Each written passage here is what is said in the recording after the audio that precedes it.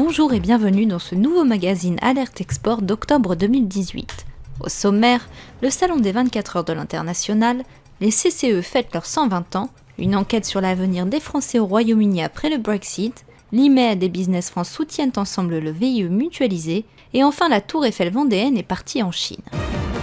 S'implanter au Portugal fera l'objet d'une conférence lors du salon des 24 heures de l'international qui se tiendra les 14 et 15 novembre prochains au Palais de la Porte Dorée dans le 12e arrondissement de Paris. Les professionnels du secteur, représentés par Cécile Gonçalves, directrice de Maison au Portugal, Nuno Monteiro de l'office notarial éponyme, mais également Frédéric Ibanez, fondateur d'Alfratrad, et Carlos Vinhas Pereira, directeur général de Fidelidad, feront le point sur l'implantation des Français dans ce pays qui a le vent en poupe depuis maintenant plusieurs années. À ce titre, et pour continuer avec le Portugal, profitez des conseils de Frédéric Ibanez, fondateur d'Alfratrad, une société française spécialisée dans la traduction et l'interprétariat présente dans plus de 80 pays. Le sujet de ce mois-ci, l'ouverture du Portugal et des pays lusophones aux investisseurs étrangers.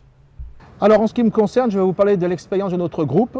Nous avons envisagé de nous installer au Brésil, en Angola et au Mozambique. Nous ne l'avons pas fait pour des questions un peu compliquées, juridiques, techniques, et beaucoup de pays font du protectionnisme, mis à part le Mozambique. Je ne crois pas qu'il soit nécessaire de passer par une entreprise portugaise pour s'implanter en Angola, Mozambique ou au Brésil. Je pense qu'en se déplaçant sur place, il y a suffisamment de structures, associations d'aide aux exportateurs français au Mozambique, j'en connais une, les Business France. Au Brésil, il y a aussi l'équivalent. Je pense qu'il faut passer en direct. L'unique avantage du Portugal serait le problème linguistique, puisque souvent les Portugais parlent le français et ont des contacts dans les anciennes colonies. Mais ça ne fait que majorer le prix souvent. Il est bien plus économique de prendre un interprète sur place en cas de nécessité ou de s'adresser à des entreprises qui aident les exportateurs français à s'implanter dans ces pays. En Angola, c'est très difficile, les petits investissements ne sont pas acceptés. Il faut investir minimum 1 million d'euros par associé et donner 51% à un associé local, donc pour moi ça exclut le dossier. Au Brésil, c'est extrêmement compliqué, il faut créer un certain nombre d'emplois ou s'engager sur un certain nombre de points qui sont compliqués pour une entreprise française.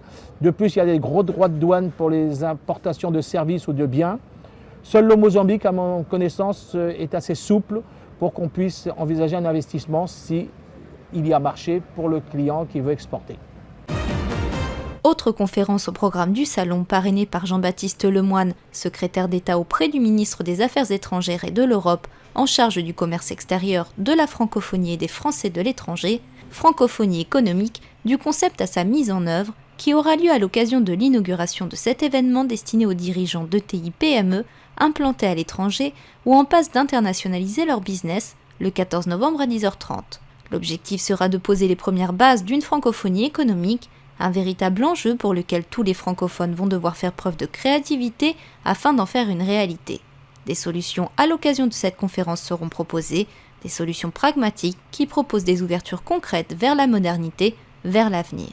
Au total, le salon des 24 heures de l'international accueillera 100 exposants et intervenants, 88 conférences en français et en anglais et de multiples rencontres. En bonus, l'événement sera connecté à 100% grâce à une application web ou smartphone permettant de personnaliser votre visite avec flash info ciblé, messagerie instantanée avec les exposants ou encore quiz avec cadeau à la clé. Venez nombreux, inscription gratuite www.24h-international.com. Les 4 et 5 octobre dernier, les conseillers du commerce extérieur de la France ont célébré leurs 120 ans d'activité à l'occasion du 5e rassemblement annuel de l'institution à Paris.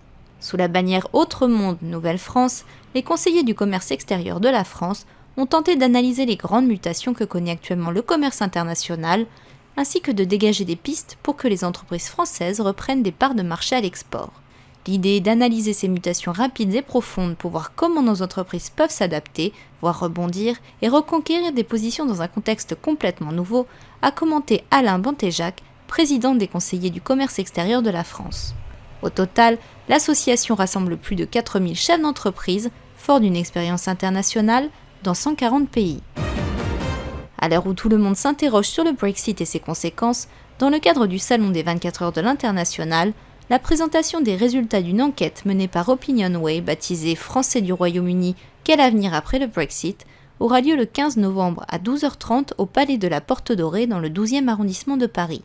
Cette enquête, à laquelle plus de 2500 personnes ont répondu, révélera les craintes, les objectifs et la vision du futur de ces milliers de Français qui ont choisi, dont certains depuis plus de 25 ans, de vivre outre-Manche.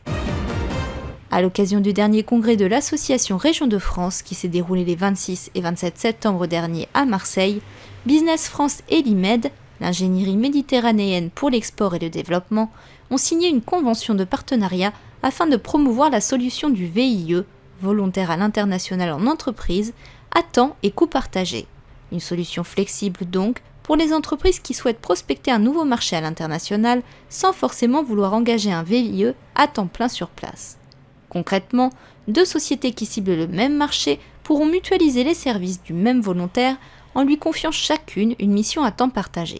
Les coûts, eux aussi, sont partagés. Cette formule a l'avantage d'être adaptée aux entreprises de petite et moyenne taille ou primo-exportatrices qui souhaitent identifier des partenaires potentiels sur un marché à l'étranger et qu'il faut donc promouvoir auprès du plus grand nombre. Elle est l'emblème de la France.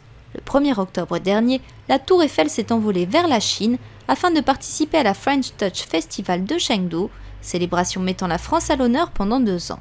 Que les amoureux de la Dame de Fer se rassurent néanmoins, il ne s'agit pas de la vraie, mais bel et bien de la reproduction Eiffela créée par Philippe Mindron.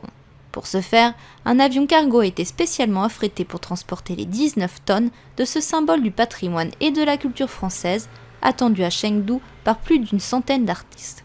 Les Français ne sont probablement pas prêts de revoir Eiffela.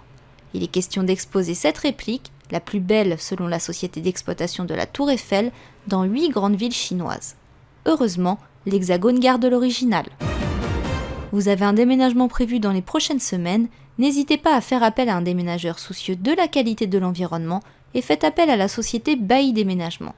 Demandez un devis gratuit en ligne en vous connectant sur www.déménagement-bailly.com. Merci de nous avoir suivis et rendez-vous le mois prochain.